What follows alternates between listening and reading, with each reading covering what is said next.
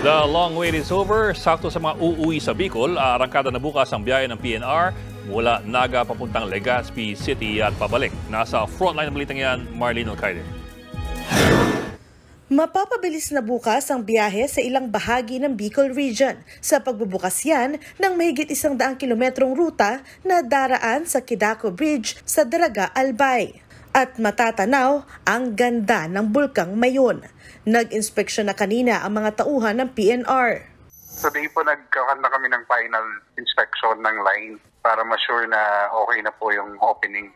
Isang umaga at isang gabi ang oras ng biyahe ng tren ng Naga papuntang Legazpi at pabalik. 3 oras ang itatagal ng biyahe niyan.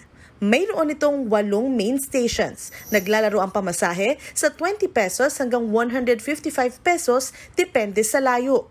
20% ang discount para sa mga senior citizen, persons with disabilities at mga estudyante. Kailangan lang magpakita ng ID. Tiniyak naman ng pamunuan ng PNR ang kaligtasan ng bubuksang biyahe. Naglagay kami ng restriction sa ibang areas po para masigurong safe yung ating train na dadaan. Nagbabalita mula sa frontline, Marlene Alcaide, News 5. Mga kapatid, Ed Lingaw po, maging maalam at may pakialam sa mga napapanahong balita sa ating bansa. Para sa mas malalimang pagtalakay at paghimay sa mga issue at headlines, tumutok lamang at pag-subscribe sa social media pages ng News 5.